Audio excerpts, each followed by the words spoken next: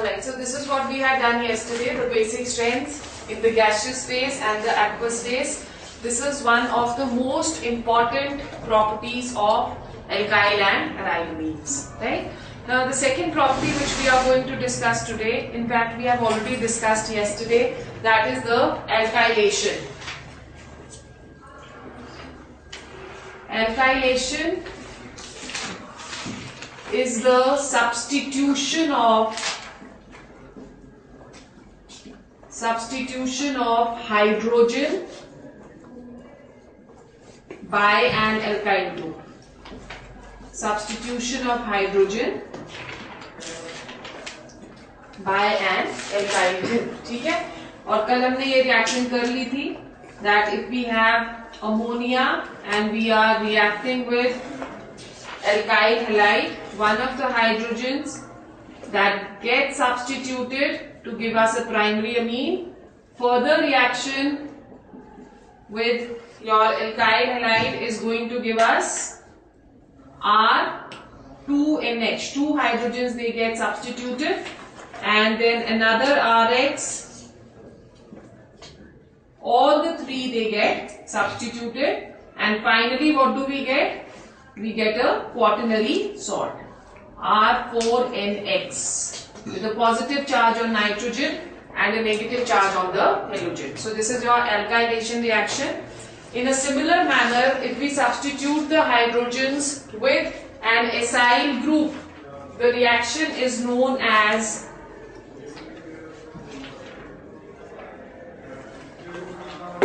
acylation reaction. Acylation is introduction of an acyl group. Now we know that there is a lone pair of electrons. Okay, so if we have CH3, CH2, N with a lone pair, and we have over here H2. Acyl group का मतलब क्या हुआ?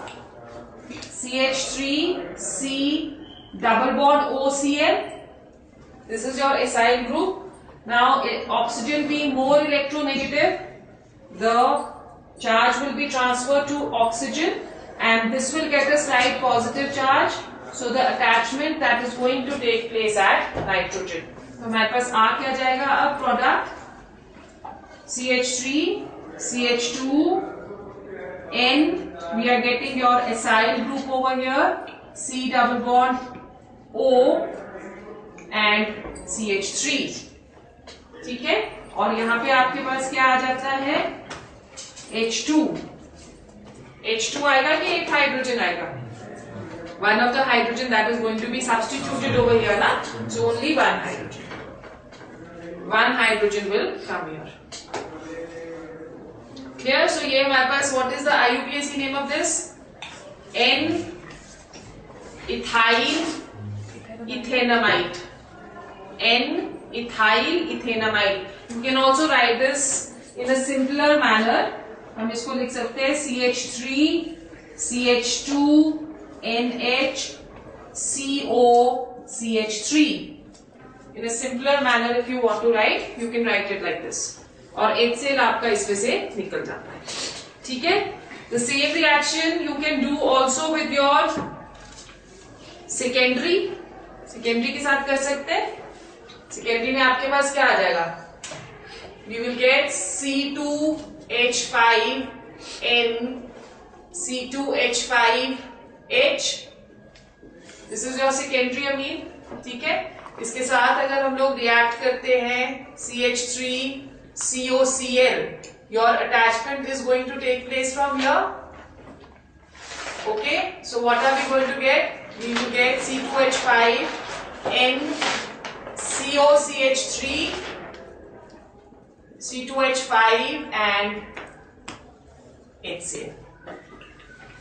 ठीक है? What is going to be the name of this? N-N-diethyl ethanamide.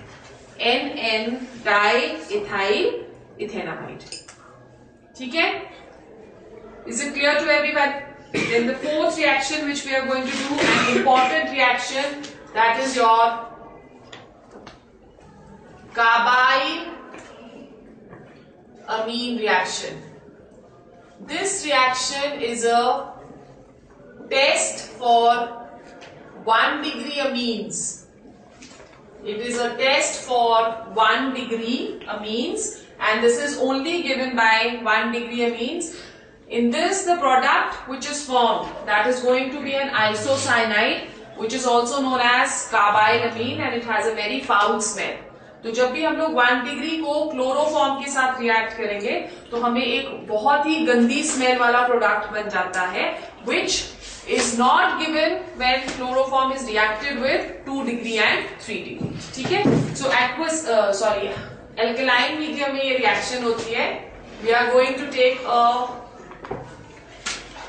primary amine RNH2, ठीक है, और इसको हम लोग क्लोरोफॉर्म के साथ रिएक्ट करते हैं. CHCl3.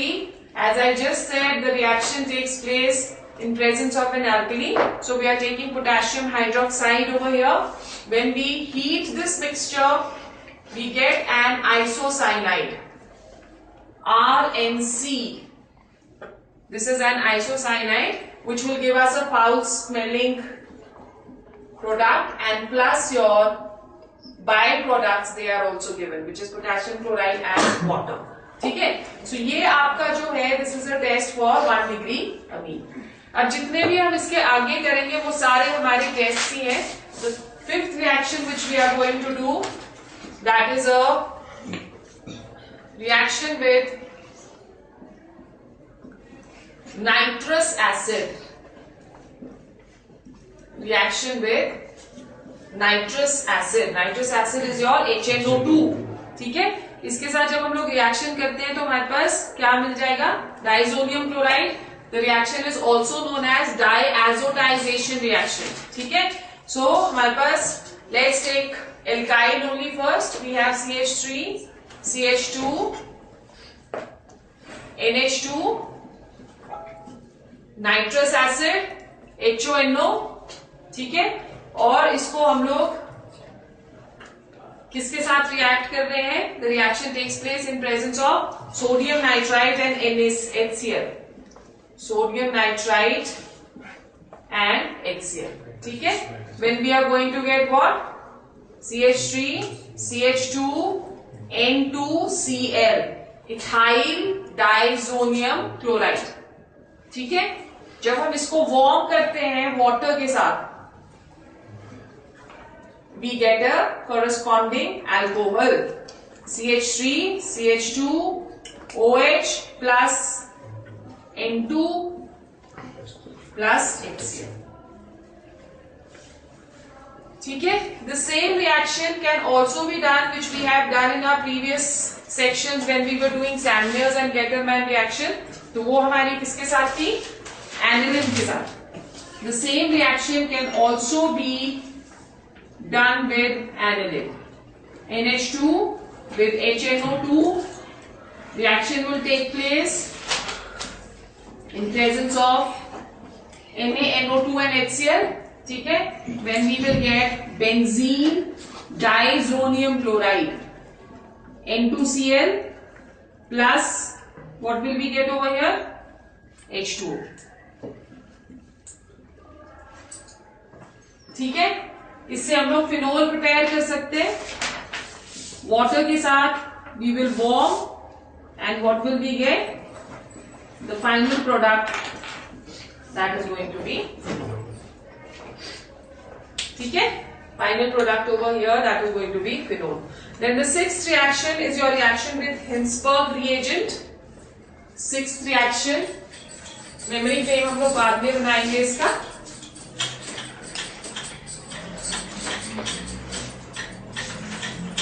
Reaction with Hinsberg reagent. What is your Hinsberg reagent? That is aryl sulfonyl chloride.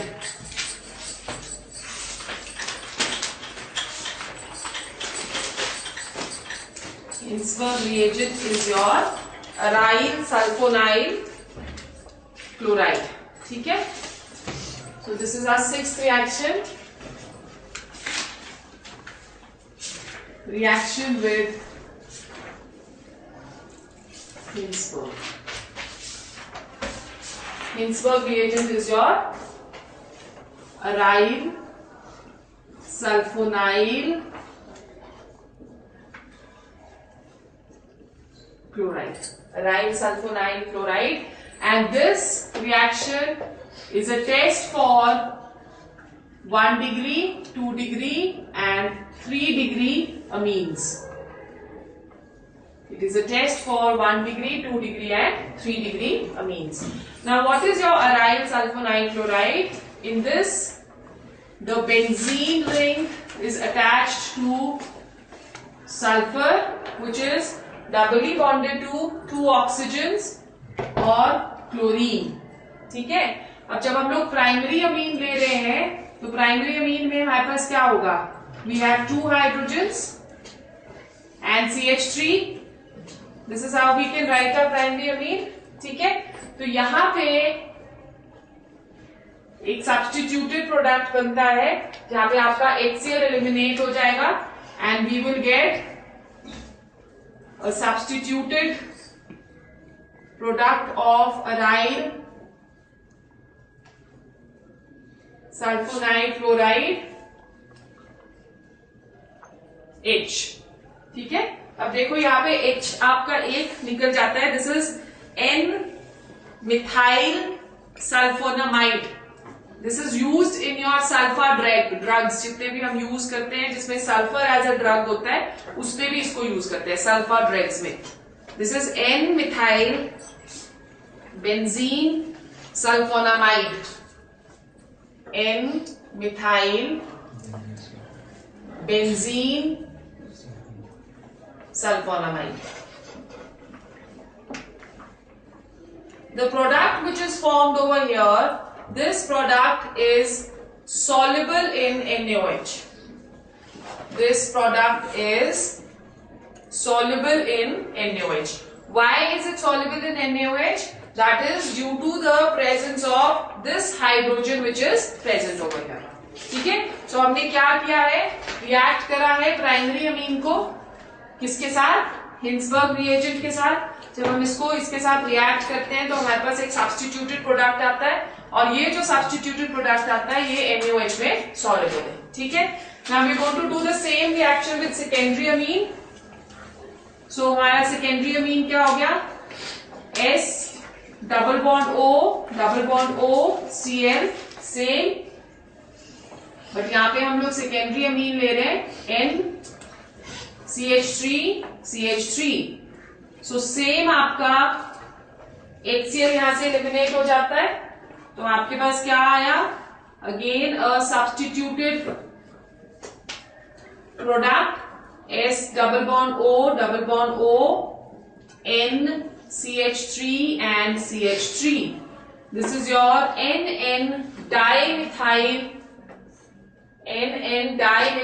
benzene sulfonamide.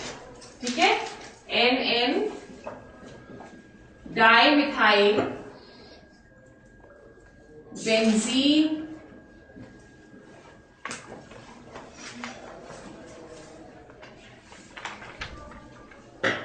benzene sulfonamide. ठीक है. अब ये जो यहाँ पे प्रोडक्ट आएगा, we do not have any hydrogens which is attached to nitrogen over here. Therefore, this product is going to be insoluble in sodium hydroxide. ठीक है.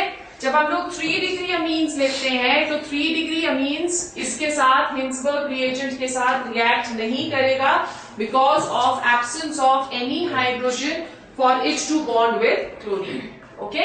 सो how will you discriminate or you're going to distinguish between the 3? 1 degree reacts with benzene with your Hinsberg reagent, giving us a product which is going to be soluble in your NaOH. 2 degree reacts with it to give us a product which is insoluble, and 3 degree that does not react at all. ठीक है. So this is an important test which we can conduct for our 1 degree, 2 degree and 3 degree. Okay.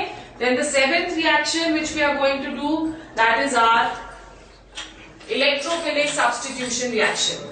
Now NH2 group is a highly activating group. Activating group का मतलब क्या हुआ कि वो ortho और para position को बहुत ज्यादा एक्टिवेट कर देता है for electrophilic substitution. When we go on to the resonating structures, seventh reaction is your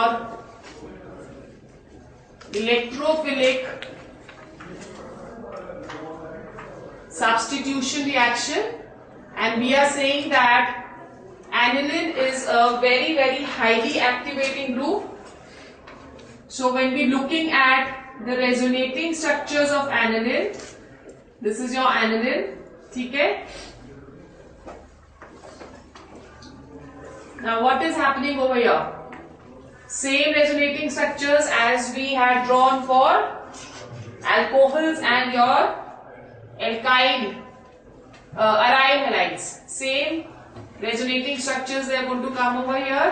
ये आ गया आपका NH2 with a positive charge on nitrogen. Your negative charge will transfer on the benzene ring. The negative charge keeps delocalizing, ठीक है? तो ये आ गया आपका यहाँ पे, फिर ये नेगेटिव चार्ज आ गया, ये यहाँ आ गया, double bond NH2 with a positive charge over here. Then this is going to go over here.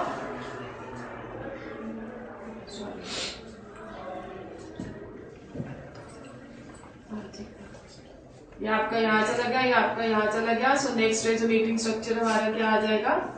That is going to be double bond NH2 with a positive charge. This negative charge is going to come over here, ठीक है? और फिर उसके बाद आपका negative charge here और ये आपका यहाँ. So what do we get? 1, 2, 3 and NH2 with a lone pair of electrons, right? So negative charge is concentrated at the ortho and the para position, but NH2 is a highly activating group. तो जब भी हम लोग electrophilic substitution reaction इसमें करते हैं तो हमेशा आपका ट्राई सब्स्टिट्यूटेड प्रोडक्ट बनता है. जैसे फॉर एग्जांपल अगर हमको ब्रोमिनेशन रिएक्शन कर रहे हैं, हम first reaction which we are doing, that is a bromination reaction. The reaction takes place in presence of water. Okay, so आपके पास ये आ गया aniline. The reaction takes place in presence of water. You would see that all the three ortho and para positions, they are going to be substituted to give us a tri-substituted product. 2, 4, 2, 4 और ये कौन सा है आपका 6 ट्राइब्रोमोएनिलिन. 2, 4, 6 ट्राइब्रोमोएनिलिन, ठीक है? पर अगर हमको मोनो सब्स्टिट्यूटेड प्रोडक्ट बनाना है तो हम क्या करेंगे? मोनो सब्स्टिट्यूटेड प्रोडक्ट बनाने के लिए हमको एनिलिन ग्रुप की एक्टिविटी को कम करना पड़ेगा. और उसकी एक्टिविटी कब कम हो सकती है?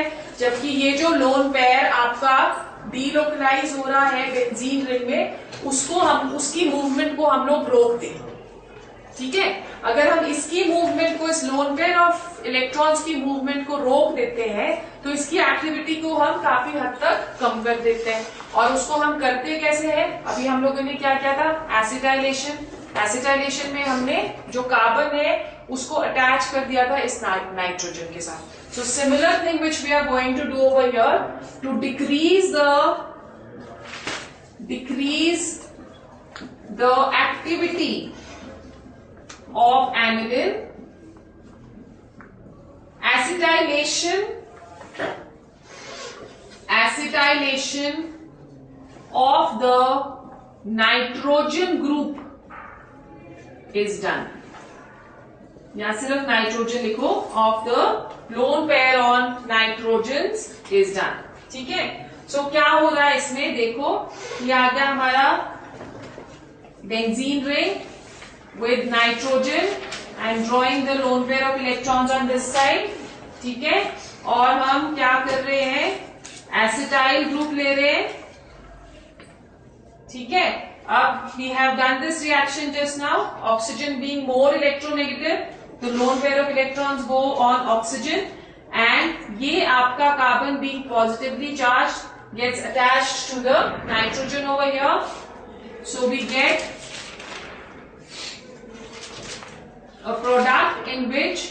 nitrogen gets bonded to double bond O and CH3. ठीक है, इसके जब आप रेजोनेटिंग स्ट्रक्चर्स ड्रॉ करोगे, रेजोनेटिंग स्ट्रक्चर्स जब हम इसके ड्रॉ करेंगे तो क्या होएगा, ये आपका इधर चला जाता है, ये वाला जो आपका लोन पेयर होगा वो इधर चला जाएगा. ठीक है, सो आपके पास जो रेजोनेटिंग स्ट्रक्चर इसका आएगा that is going to be what, N double bond C O positive charge on this, negative charge on this, and CH3 and H2. ठीक है, so now what have we done in this is your lone pair of electrons, instead of being delocalized to the benzene ring, it gets delocalized to the acetyl group which we have attached over here. Clear हो गया? Is it clear? So we are getting a positive charge on nitrogen. There are no electrons to be delocalized. Hence the product now which is going to be formed when we are doing the bromination of this reaction, the bromine will only attack at the para position. ठीक है, ortho positions हमने deactivate कर दिए. So your product in this case that is going to be N positive आ गया आपका, double bond C oxygen के ऊपर नेगेटिव चार्ज आ जाता है, CH3 H2 और ये आपका bromine. Right, now we have to remove the acetyl group, that is your deacetylation. So deacetylation हम लोग किस में करेंगे, या हम एसिडिक मीडियम के साथ इसको रिफ्लक्स कर सकते हैं, या हम बेसिक मीडियम के साथ भी रिफ्लक्स कर सकते हैं. डाउट है भाई? हाँ, ब्रोमीन आपके यहाँ है, क्योंकि हमने ऑर्थो पोजिशंस दोनों डीएक्टिवेट कर दिए.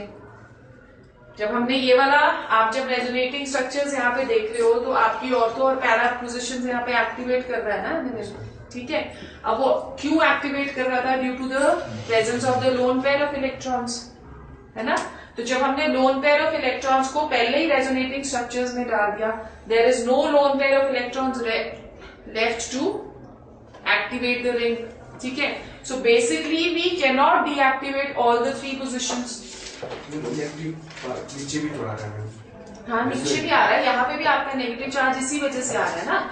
जब भी हमारी एक्टिवेटिंग ग्रुप्स होते हैं तो वो सबसे पहले इलेक्ट्रोफिलिक को स्टेबल प्रोडक्ट बनेगा हमारा. स्टेबल प्रोडक्ट हमने क्या किया था, due to symmetry para is going to be the stable product, यही किया था ना.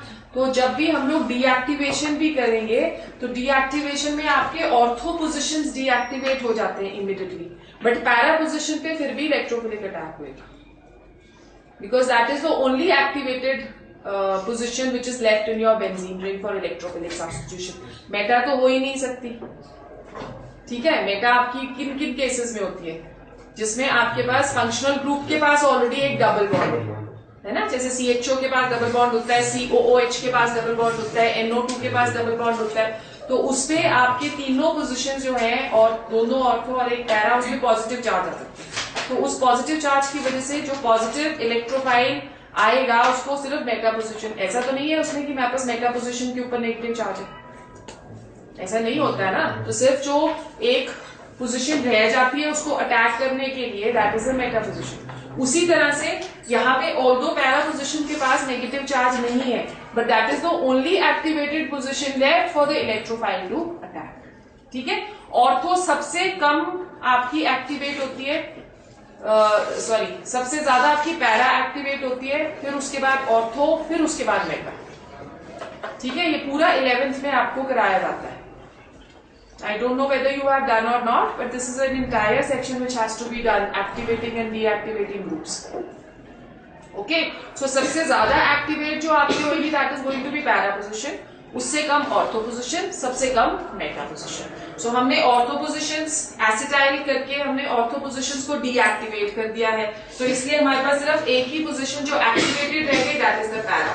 सो जो इनकमिंग इलेक्ट्रोफाइल आएगा वो कहाँ आके अटैक करेगा, at the para position. Okay, अब हम डीएसिटाइलेशन करेंगे इसकी, तो हमको ये वाला रिमूव करना है यहां से, तो हम रिमूव कर देते हैं and we get para bromo aniline. para-bromonucleic. The same has to be done for other reactions also. The second reaction which we are doing, that is nitration. Nitration reaction. अब यहाँ पे भी अगर हम लोग एसिटाइलेशन नहीं करते हैं तो हमारे पास 2,4,6 ट्राइनाइट्रो एनिलिन आ जाएगा. तो ये आ गया आपका aniline. We are reacting it with concentrated HNO3 in presence of concentrated H2SO4. So we are going to get a tri-substituted product over here. Bromo, bromo and bromo. Tri-substituted product. Mono-substituted para के लिए हमको क्या करना पड़ेगा? We have to go through the same reaction.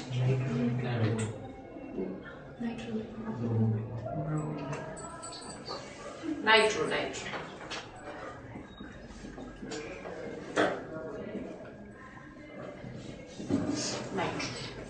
ठीक है, clear हो गया.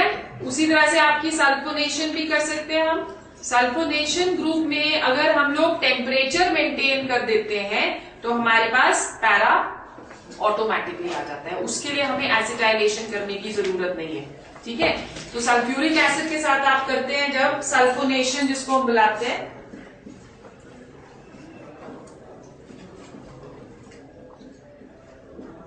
Sulfonation. This is your NH2. We are reacting it with H2SO4. यहाँ पे हमारे पास एक सल्फोनिलिक एसिड आ जाता है. Sulphanilic acid is your H2SO4 gets attached to the aniline group over here only. तो आपके पास NH3SO4. NH3SO4, NH3HSO4 या NH4SO4 भी लिख सकते हो. ऐसे भी लिख सकते हो या आप ऐसे भी लिख सकते हो. NH3HSO4. There will be the positive charge over here. It will be on the nitrogen and the negative charge is going to be here. ठीक है, फिर इसको हम लोग जब टेम्परेचर इसका मेंटेन कर लेते हैं, temperature of 453 to 473 kelvin, 473 Kelvin, we get a para substituted product, NH2 and your SO3H. This is known as sulfonilic acid. Sulfonilic acid. ठीक है, अब this यहाँ पे एक प्रोटोन ट्रांसफर आपका हो जाएगा. अगर SO3H है, this hydrogen gets transferred on the aniline. तो आपके पास एक ज्विटर आयन आ जाता है which has both positive and negative charges. ठीक है, positive on nitrogen and negative over here. This is known as your zwitter ion. Zwitter ion. ठीक है. Now जैसे हम लोगों ने पीछे किया था कि जो आपका कार्बोक्सिलिक एसिड ग्रुप होता है that does not undergo Friedel-Crafts alkylation and acetylation reaction, in a similar manner aniline will also not undergo alkylation and acetylation. Why? Because जो हेलोजन कैरियर हम उसमें यूज करते हैं वो कहाँ चला जाता है? MH4 में. Okay. Now one question which is when we are doing nitration over here, एक क्वेश्चन जो हमारे पास आता है कि जब हम लोग इसका जैसे हमने यहाँ पे ट्राई सब्स्टिट्यूटेड प्रोडक्ट बनाया है, अगर हम इसका कॉन्सेंट्रेटेड H2SO4 के साथ करते हैं तो we get a mixture of all three. Tri substituted हमारे पास आ गया. ठीक है, so if you are doing again aniline के साथ हम एक रिएक्शन कर रहे हैं, तो another kind of products which we can get over here, HNO3, we get a mixture of all three, that is ortho, ठीक है, NO2 at the ortho position plus NO2 being substituted as the meta position plus NO2 substituted at the para position. At the para position. ठीक है. जब percentage हम इसकी देखते हैं तो we see that the ortho is only 2%. This is 47%. Although Meta हमारा activated नहीं होता, स्टिल आपका मेटा 47 बन रहा है और ये आपका हाईएस्ट बनेगा which is 51. The question over here comes is कि although your meta position is deactivated, still why are we getting beta over here? ठीक है. So आंसर इसका आप लिख लो. In strongly acidic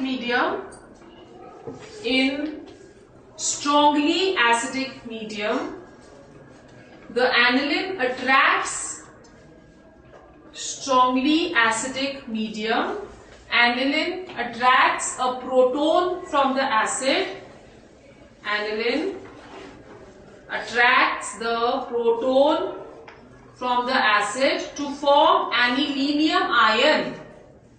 To form anilinium ion. Anilinium ion is your NH3 positive. Anilinium ion which is meta directing,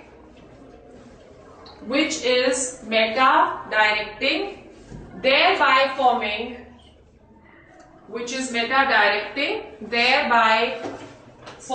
47% of your meta substituted product. 47% of your meta substituted product. ठीक है. So this is all about your aniline. Next we go on to benzene diazonium chloride or your diazonium salts. Most of the reactions over here we have already done in our previous chapters, so we are just going to take a recap. इसका memory frame बनाना है? Okay, so let's make the memory frame of the chemical properties of your alkyl amines and aryl amines. Okay, so chemical properties.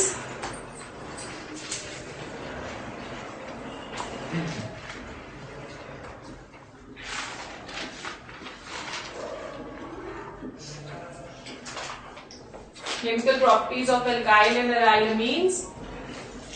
The first and the most important, from which we can expect a question, basic strength. ठीक है.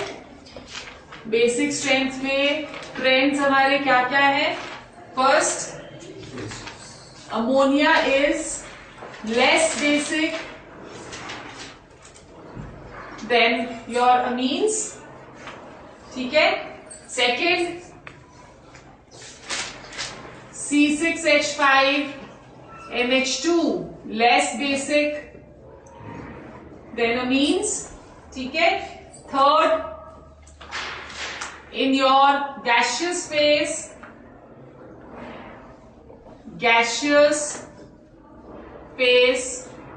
your 3 degree is more basic than 2 degree, more basic than 1 degree. ठीक है. In aqueous phase,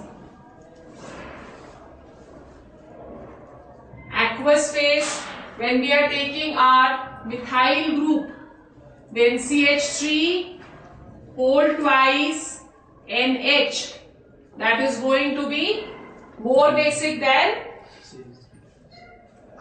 3 degree की 1 degree? 3 degree. CH3 whole thrice N, more basic than CH3 NH2. ठीक है. और अगर हम लोग इथाइल ले रहे हैं तो C2H5 whole twice NH, more basic than CH3 C2H5 NH2. ठीक है. And more basic than C2H5 whole thrice N. ठीक है, फर्स्ट प्रॉपर्टी आ गई. Then our second is alkylation reaction, which we have already done, in which we are introducing an alkyl group to convert your ammonia into primary, primary into secondary and secondary into tertiary. ठीक है. Third आपका आ गया acylation, the introduction of acyl group which gives a resonating structure, that is acetylation of your lone pair of electrons which is present on nitrogen. ठीक है. Third आ गया आपका carbylamine reaction. Fourth, sorry. So acylation, alkylation, carbylamine, in which isocyanide is formed with a very foul smell, and this is a test for 1 degree. Test for your 1 degree. ठीक है. उसके बाद आपका next reaction क्या आ जाता है? Diazotization reaction. Diazotization reaction, in which the reaction that takes place with nitrous acid plus NaNO2 plus HCl, when your diazonium group that is introduced. ठीक है. Benzene diazonium chloride इसमें बन जाएगा, right? The next reaction is your reaction with Hinsberg reagent. Hinsberg reagent. Hinsberg reagent is your benzene. क्या है Hinsberg reagent? Benzene sulfonide chloride. ठीक है. This is a test for your 1 degree, 2 degree and 3 degree. 1 degree वाला जो product बनता है हमारा, that is soluble in NaOH. Second degree का जो प्रोडक्ट बनेगा, that is going to be insoluble in NaOH. ठीक है. And third degree does not react. Does not react. ठीक है. Is it clear? Okay. Then next हमारा, इसके बाद जो नेक्स्ट हमारे रिएक्शंस आते हैं, that is electrophilic substitution reactions.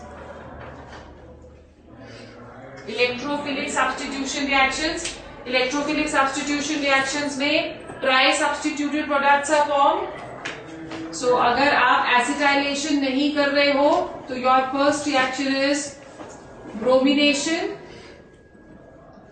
Bromination में नॉर्मली आपका ट्राई सब्स्टिट्यूटेड बन रहा है. Tri substituted product is form. ठीक है. सो मोनो सब्स्टिट्यूटेड के लिए हम लोग एसिटाइलेशन करते हैं, and with acetylation the main product over here that is going to be para. Okay. Then nitration.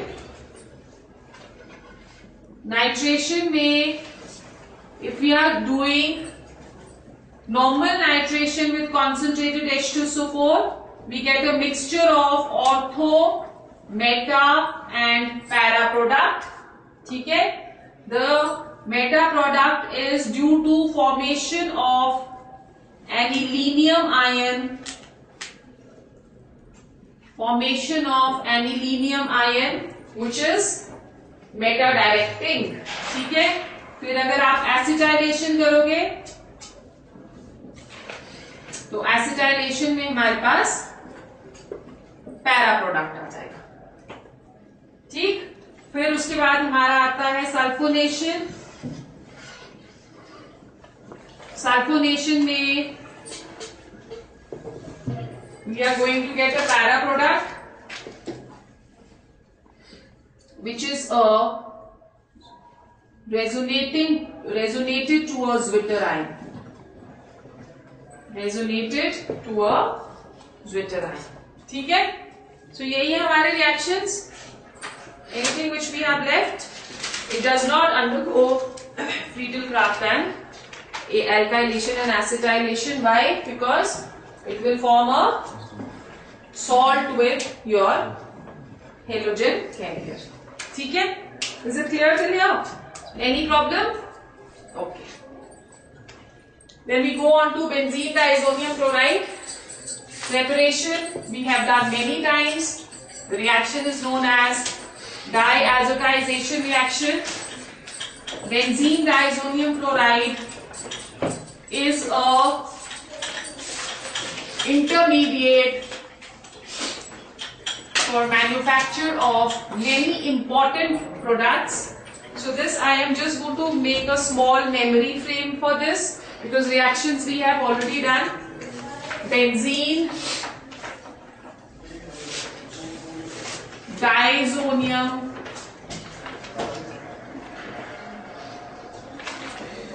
chloride.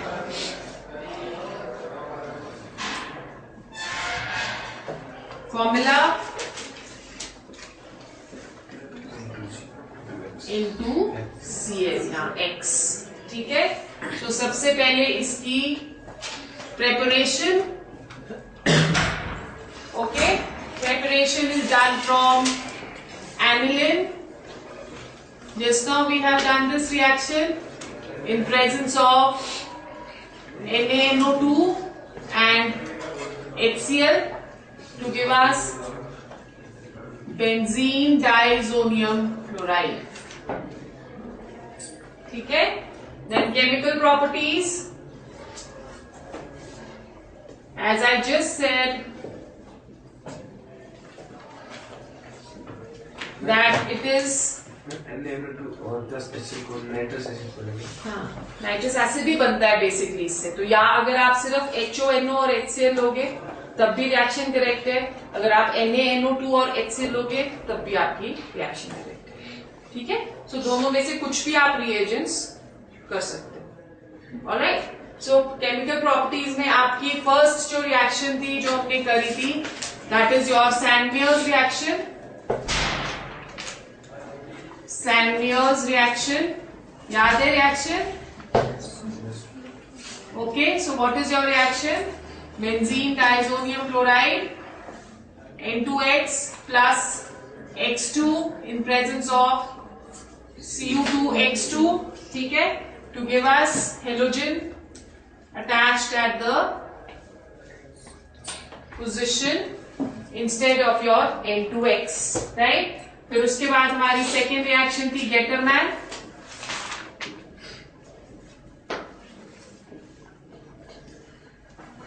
Gattermann reaction में भी सेम रिएक्शन है बट हम लोगों ने सिर्फ क्या चेंज कर देना है.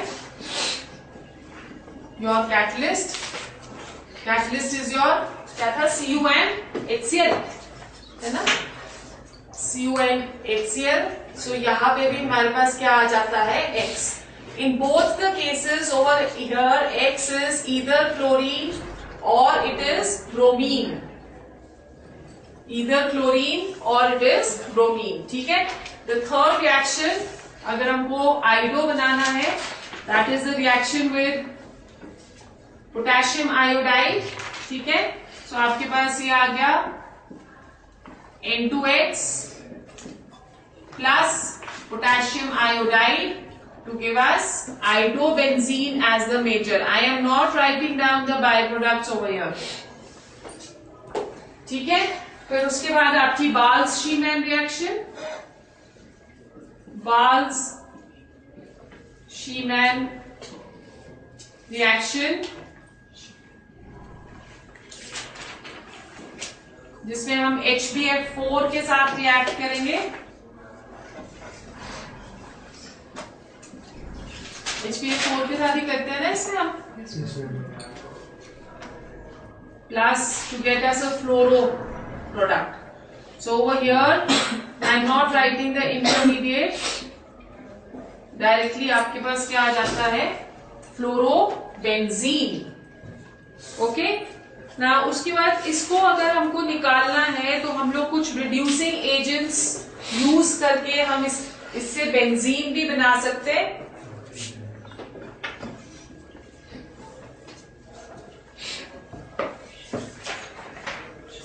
Reduction reaction. H3PO2 That is your reducing agent which is used, H3PO2 in presence of water. So we get benzene, N2X plus H3PO2. Reaction takes place in presence of water to give us benzene. Hydrogen आपका यहाँ पे substitute हो जाता है, ठीक है। फिर water के साथ हम इसे रिएक्ट कर सकते हैं to give us phenol, reaction with water, we warm the mixture N2X or water or elevate the temperature above room temperature to give us phenol. All these reactions we have already done. Okay? अब इसकी जो दो important reactions हैं in which your only Cl that is going to be involved, that is your reactions in which dyes that are formed. ठीक है? So दो हमने एक फिनोल के साथ रिएक्शन करनी है और एक एनिलिन के साथ रिएक्शन करनी है. So केमिकल प्रॉपर्टीज में ही हम लोग इसे इंक्लूड कर लेते हैं. That is your, we can say, test for the group N2Cl. ठीक है? So यहाँ पे आपके पास फर्स्ट हमने रिएक्शन करते हैं, reaction with phenol, reaction with phenol. When we are doing this reaction, तो ये आपका N डबल बॉन्ड NCl आ गया, बेंजीन डाइजोनियम क्लोराइड, और फिनोल में हमने OH on the opposite side रखना है.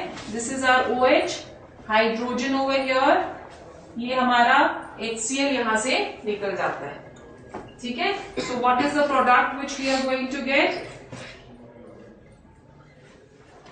N double bond N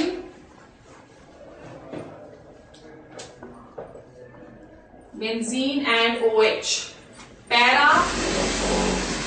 hydroxy azobenzene, para hydroxy azobenzene. ठीक है? This is an orange color dye, orange para hydroxy azobenzene, right. फिर यही रिएक्शन हम एनिलिन के साथ करते हैं, aniline to give us a yellow dye. Same NCl plus यहां पे आ गया आपका NH2 group. This is your hydrogen, ये यहां से एलिमिनेट हो गया. सो आपके पास क्या आ जाता है? N double bond N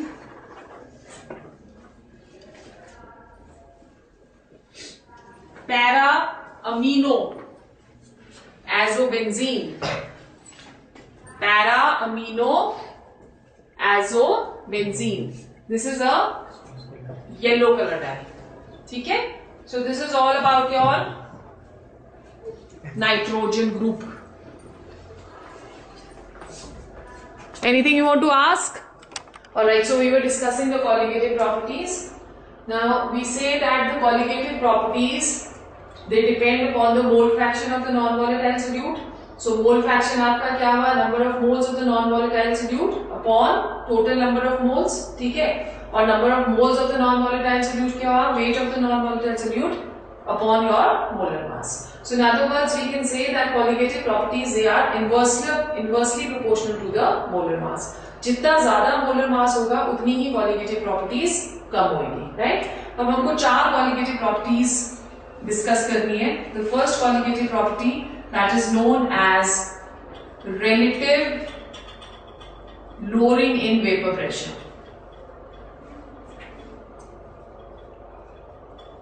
Relative lowering in vapor pressure. ठीक है? Relative lowering in vapor pressure का मतलब क्या हुआ? When we are talking of lowering in vapor pressure आपका क्या होता है कि अगर सपोज हम लोगों ने एक क्लोज्ड कंटेनर ले लिया है और इसमें हमने वाटर ले लिया है, ठीक है, and we are heating this mixture, right. Now when we are heating this mixture then what is going to happen, इसके वेपर्स बनने शुरू हो जाएंगे और वो वेपर्स जो हैं वो एलिवेट होंगे ऊपर की तरफ को, राइट। जब वो इसको टच करते हैं या इसको टच करते हैं वो क्या करते हैं, वो कंडेंस हो जाते हैं and they fall back, right. So जो वेपर्स बन रहे हैं उसको हम लोग क्या बुलाते हैं, that is known as your rate of evaporation, okay. और जो आपके कंडेंस हो रहे हैं वेपर्स उसको हम क्या बुलाते हैं, रेट ऑफ कंडेंसेशन, ठीक है। Now a point comes that is your equilibrium point, equilibrium, when the rate of evaporation that becomes equal to the rate of condensation, ठीक है। At this point at equilibrium जो vapors exert करता है pressure, so pressure exerted by the vapors at equilibrium, by the vapors at equilibrium, that is your vapor pressure, ठीक है। अब हमने इसके अंदर एक नॉन वॉलेटाइल सॉल्यूट किया, हाँ, ओनली एट इक्विलिब्रियम, ठीक है। अब हमने क्या करा, इसमें एक नॉन वॉलेटाइल सॉल्यूट डाल दिया। अब जो नॉन वॉलेटाइल सॉल्यूट है वो तो वेपराइज नहीं होगा, है ना। अगर वो वेपराइज नहीं होता है तो जो इसके वेपर्स बन रहे हैं उसके पाथ को भी वो ब्लॉक कर रहा है, क्योंकि वो नॉन वॉलेटाइल सॉल्यूट के पार्टिकल्स इसके वेपर प्रेशर को भी ब्लॉक कर रहे हैं, तो हमारे पास ब्लोइंग इन वेपर प्रेशर हो जाएगा। हमने एक शुगर सोल्यूशन लिया, हमने एक प्योर वाटर लिया है, उसको हम वेपराइज कर रहे हैं, फिर उसके बाद हम एक और कंटेनर ले रहे हैं जिसमें हम लोगों ने वाटर लिया है और उस वाटर के अंदर हमने non volatile solute, suppose sugar डाल दिया, ठीक है। अब जब हम उसके अंदर शुगर डाल देंगे तो then what will happen, sugar जो है उन वेपर्स को ब्लॉक करेगा, और अगर वो ब्लॉक करेगा तो लोअर वेपर प्रेशर किसका होगा, सोल्यूशन, और ज्यादा वेपर प्रेशर किसका होगा, प्योर वाटर का, ठीक है। तो इसी से हम लोग फर्स्ट कॉलिगेटिव प्रॉपर्टी जो निकालते हैं that is relative lowering in vapour pressure, ठीक है। Now according to Raoult's law हमने करा था कि total pressure that is equal to PA naught into XA plus PB naught into XB, ठीक है, यही करा था। अब नॉन वॉलेटाइल सोल्यूट की वजह से तो हमारा वेपर प्रेशर नहीं होने वाला, क्योंकि वो वेपराइज नहीं कर रहा है, सो हमारा टोटल प्रेशर क्या हो जाएगा, that will be equal to PA naught into XA, ठीक है। अब जब हम PA नॉट इंटू XA कर रहे हैं हमें पता है कि XA that is equal to 1 minus XB, ठीक है। So to derive this formula हम दोनों साइड क्या करते हैं, दोनों साइड 1 से डिवाइड सब्ट्रैक्ट कर देते हैं, ठीक। So subtracting both sides, subtracting both sides by 1, what will we get, 1 minus P. Now here over here what I saying, यहाँ पे हम लोग PS ले लेते हैं क्योंकि हम सॉल्यूशन का वेपर प्रेशर यहाँ पे ढूंढ रहे हैं, सो 1 minus PS upon PA not, same terms को हम इकट्ठे ले आए हैं तो इसको हम इस तरह से भी लिख सकते हैं, PS upon PA naught that is equal to XA, ठीक है। सो 1 से हमने सब्ट्रैक्ट किया, 1 minus PS upon PA naught that is equal to 1 minus XA, ठीक है। सो यहां पे हम कॉमन क्या ले लेंगे, डिनोमिनेटर को हम लोग PA नॉट ले लेते हैं, सो आपके पास क्या आ गया, PA naught minus PS that is equal to 1 minus XA which is equal to XB, ठीक है। सो हमारा रिलेशन क्या आ रहा है, PA naught minus PS upon PA naught that is equal to the mole fraction of the non volatile solute, ठीक है।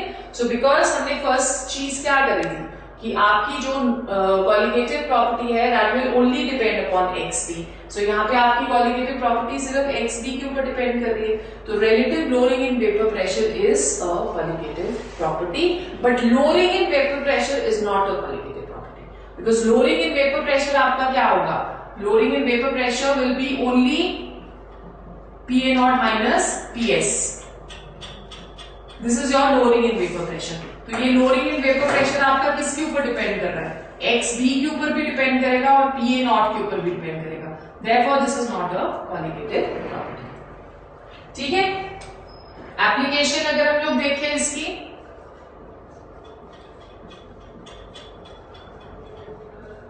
Application, तो it helps us to calculate the molar mass.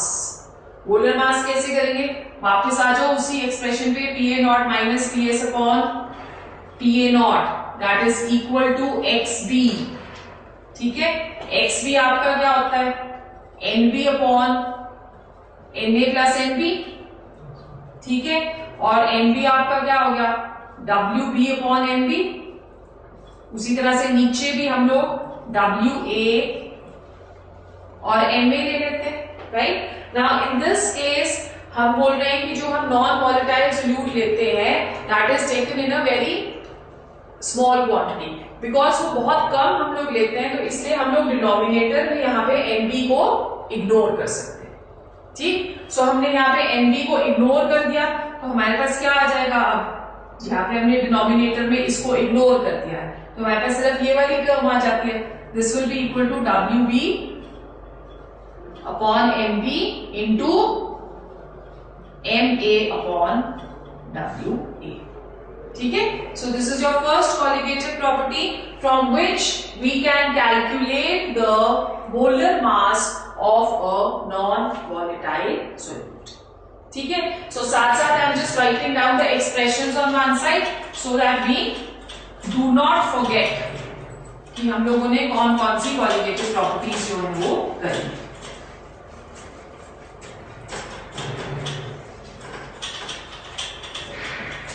First colligative property which we have done,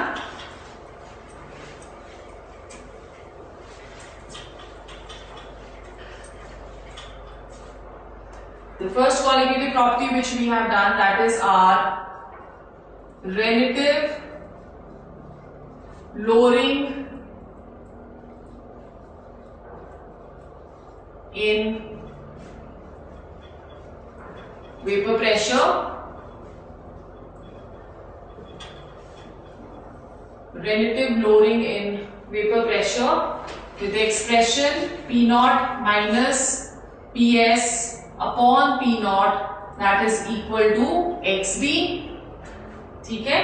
और molar mass हम इसका calculate करते हैं P naught minus PS upon P naught that is equal to WB upon MB into MA upon WA।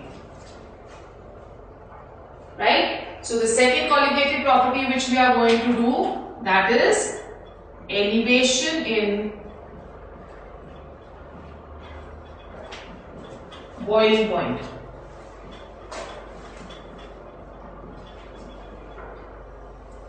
Elevation in boiling point। ठीक है? अब हमने एक चीज पढ़ी थी कि जो वेपर प्रेशर होता है that is inversely proportional to boiling point।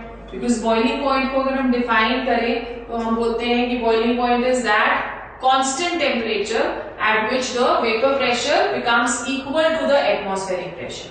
ठीक है? सो अगर आपका वेपर प्रेशर ज्यादा होगा तो वो एटमॉस्फेरिक प्रेशर के पास होगा, तो हमको कम टेम्परेचर चाहिए टू मेक बोथ इक्वल। ठीक है? सो हम बोल रहे हैं कि जो वेपर प्रेशर है that is inversely proportional to the boiling point. So क्योंकि हमने ऑलरेडी पढ़ लिया कि वेपर प्रेशर आपका कम हो रहा है, तो अगर वेपर प्रेशर हमारा कम होगा तो बॉइलिंग पॉइंट क्या होगा? इंक्रीज। सो एलिवेशन का मतलब क्या होता है? Increase in boiling point. ठीक है? So when we talking of elevation in boiling point, so we say that whenever we are drawing a graph between vapor pressure and temperature for two different solutions और 2 different components. तो अगर हम लोग pure solvent लेते हैं तो हमारा vapour pressure curve जो है वो इस तरह से आ जाता है। वेपर प्रेशर आपका टेम्परेचर के साथ इंक्रीज करेगा, ठीक है। So this is your curve for pure solvent. अब हमने क्या किया, इस प्योर सॉल्वेंट के अंदर शुगर या सॉल्ट कोई भी एक नॉन वॉलेटाइल सोल्यूट डाल दिया तो हमारा जो ग्राफ होगा वो हमारा ऐसे हो जाएगा, ठीक है। अब ये आपका जो ग्राफ आ रहा है ये सॉल्यूशंस का ग्राफ आ रहा है, ठीक है। सो अब आप देखो वेपर प्रेशर, ये आपका बॉइलिंग पॉइंट आ गया ऑफ द प्योर सॉल्वेंट। जहां पे भी हम लोग प्योर सॉल्वेंट लेंगे वहां पे हमने नॉट डाल देना है। So this is your TP not, ठीक है। उसी तरह से हम इसको सॉल्यूशन के लिए जब देखते हैं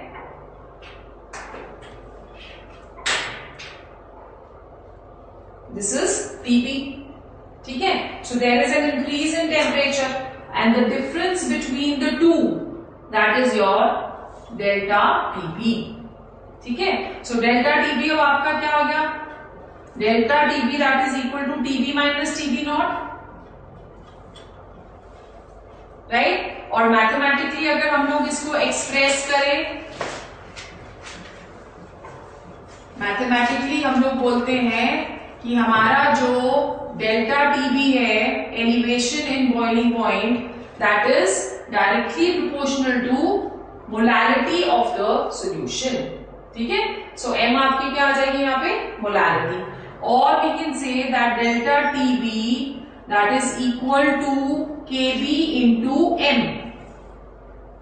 ठीक है। जहां पे केबी आपका क्या है, that is a constant which is known as molar elevation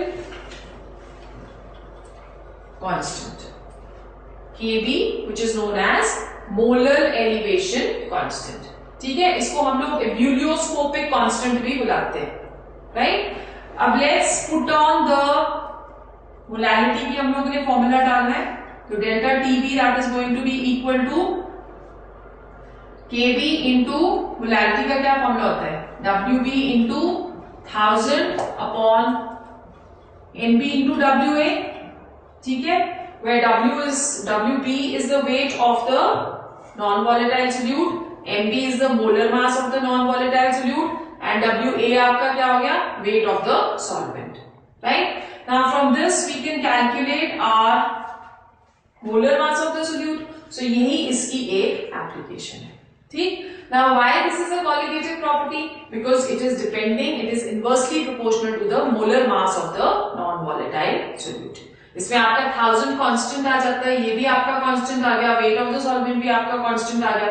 तो ये सिर्फ number of moles of the solute particles के ऊपर डिपेंड कर रही है, therefore it is a colligative property, ठीक है। So these expressions you need to memorize because you will get numericals from this section, very very important, okay. The next we go on to our third property now, that is your depression in freezing point. The third colligative property, इसको भी हम लोग लिख के रख लेते हैं ऊपर अपने पास।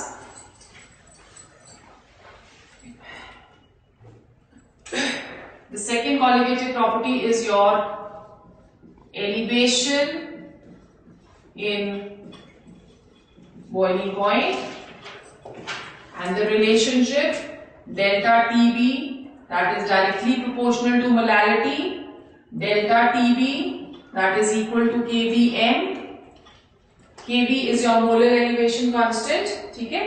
जो हर एक लिक्विड का डिफरेंट होता है, अपना अपना मोलर एलिवेशन कांस्टेंट होगा, और इससे हम मोलर मास भी कैलकुलेट कर सकते हैं। So your delta TB that is equal to Kb into WB into 1000 upon MB into WA, ठीक है। फिर थर्ड हमारा जो आ जाता है that is depression in freezing point. Freezing point क्या हुआ, फ्रीजिंग पॉइंट को हम लोग साइंटिफिकली डिफाइन करते हैं as the temperature at which the solid and the liquid state it coexists. ठीक है, सो ग्राफिकली अगर हम लोग इसको शो करें, again we are plotting a graph between vapour pressure and temperature. ठीक है, सो हम यहां पे ये हमारा प्योर सॉल्वेंट का ग्राफ आ रहा है। ठीक है, यहाँ पे ये आपका सॉलिड आ गया, ये आपका लिक्विड आ गया, और ये वाला जो टेम्परेचर है जहां पे सॉलिड और लिक्विड दोनों को एग्जिस्ट कर रहे हैं, इसको हम लोग TF नॉट बुला देते हैं। ठीक है, अब जब हम इसमें नॉन वॉलेटाइल सोल्यूट डालेंगे तो हम देखते हैं कि हमारा ग्राफ ऐसे आ जाता है, राइट। सो ये आपका जो आया, this is going to be your TF, right? तो डेल्टा TF अब क्या आ जाएगा, delta TF that is equal to TF not minus TF। Delta TF अगर आप प्योर सॉल्वेंट वाटर ले रहे हो, राइट, प्योर सॉल्वेंट अगर वाटर ले रहे हो तो डेल्टा TF आपका जो है वो हमेशा क्या आ जाएगा, it is going to be in minus, because TF naught आपका जीरो होगा। वाटर का फ्रीजिंग पॉइंट जीरो होता है ना, तो जीरो माइनस समथिंग, तो डेल्टा TF हमेशा आपका माइनस में आता है if we are taking the freezing point of water as 0 degree Celsius. Okay, so ये आपका डेल्टा TF आ गया, बाकी आपके सारे सेम रहते हैं। So delta TF that is equal to KF into molarity. ठीक है, और KF आपका हुआ मोलर डिप्रेशन कांस्टेंट होगा, मोलर डिप्रेशन कांस्टेंट। ठीक है, सो डेल्टा TF आपका आ गया KF इंटू M, राइट। सो KF आपका क्या, M आपका मोलारिटी क्या आ जाती है, same WB into 1000 upon MB into WB. Again we can calculate the molar mass from your depression constant. ठीक है, right? Then the fourth colligative property which we are going to do, that is your osmotic pressure. Osmotic pressure. You know what is the phenomenon of osmosis? Osmosis में आपका क्या होता है, हाँ, when your liquid flows from its higher concentration to its lower concentration through a semi-permeable membrane, that is what your osmosis is, right? So osmotic pressure क्या हुआ, it is the pressure which is applied to stop the process of osmosis. So हम लोग pressure, external pressure apply कर रहे हैं to stop the process of osmosis, उसको हम लोग क्या बुलाते हैं, that is known as osmotic pressure.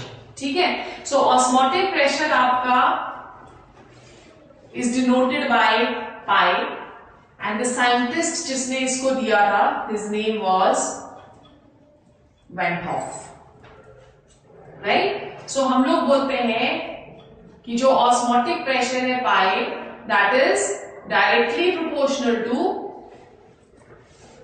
concentration and temperature. ठीक है, और it is equal to CRT, where your R is the gas constant. ठीक है, gas constant we have already studied in states of matter. Now C, that is equal to what? We are taking the C of the non-volatile solute over here. तो C आपका क्या हो जाएगा, C that is going to be equal to NB upon volume into RT, right? और NB आपका क्या हो जाता है, WB RT upon NB into V. So NB is your WB upon NB. ठीक है, again from pi what we can calculate the molar mass over here. Clear हो गया? So what are we saying over here is when we are talking of all the colligative property, one major application of all colligative properties is to calculate the molar masses. But osmotic pressure हमारा जो है, this is the best method to calculate molar masses. Calculate molar masses of proteins. Proteins के जो molar masses होते हैं वो बहुत ज्यादा होते हैं, right?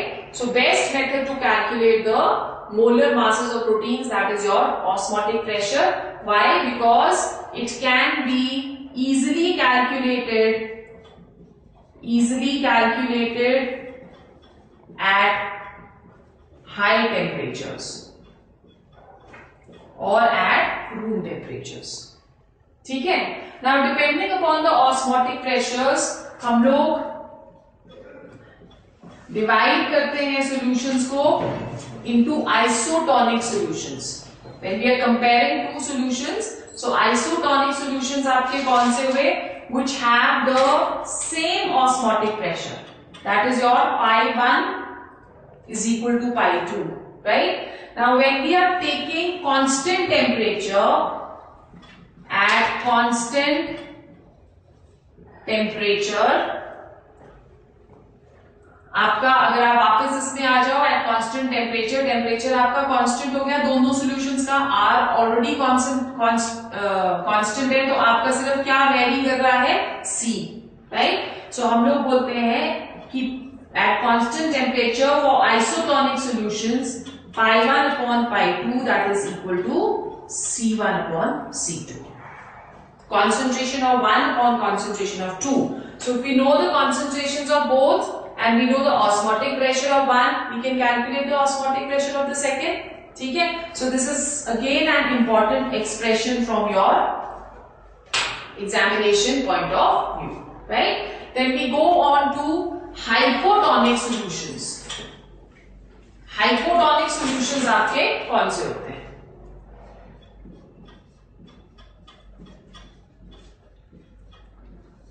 हाइपोटोनिक सॉल्यूशंस में the osmotic pressure of the first solution that is less as compared to the osmotic pressure of the second solution. ठीक है? Osmotic pressure of the first solution is less as compared to the osmotic pressure of the second solution. तो उसमें हम ये वाला जो हमारा relation है that is not true for your hypotonic. Okay? उसी तरह से हमारे पास एक और आती है hypertonic solutions. Hypertonic solutions में आपका osmotic pressure of 1 is greater than the osmotic pressure of 2. ठीक है? सो इसका एक एग्जाम्पल्स है. एग्जाम्पल क्या है कि हमने एक रेड ब्लड सेल्स लिए. ओके, रेड ब्लड सेल्स को जब हम लोग हाइपोटोनिक सॉल्यूशन में डालेंगे तो वो क्या होंगे? हाइपोटोनिक सॉल्यूशन में वो स्वेल अप हो जाते हैं और वो बर्स्ट हो जाते हैं. व्हाई? बिकॉज प्रेशर जो हाइपोटोनिक सॉल्यूशन का है वो कम है और इसमें रेड ब्लड सेल्स में आपका प्रेशर जो है वो ज्यादा हो जाएगा. ठीक है? It will absorb water. और हाइपोटोनिक में उल्टा हो जाता है. ठीक है? Is it clear? So these are your colligative properties. Summarise कर लेते हैं एक बारी फटाफट से. हम लोगों ने जो करी है, the first and second I have already written the expressions. So यहाँ पे delta TV that is directly proportional to M. Okay, और your delta TV that is equal to Kb into Wb into 1000 upon Mb into Wa. ठीक है? उसी तरह से depression in freezing point, ये आपका क्या आ जाएगा? Delta Tf that is directly proportional to molarity, और delta Tf that is equal to Kf into Wb into 1000 upon Mb into Wa. ठीक है? And then the fourth one that is your osmotic pressure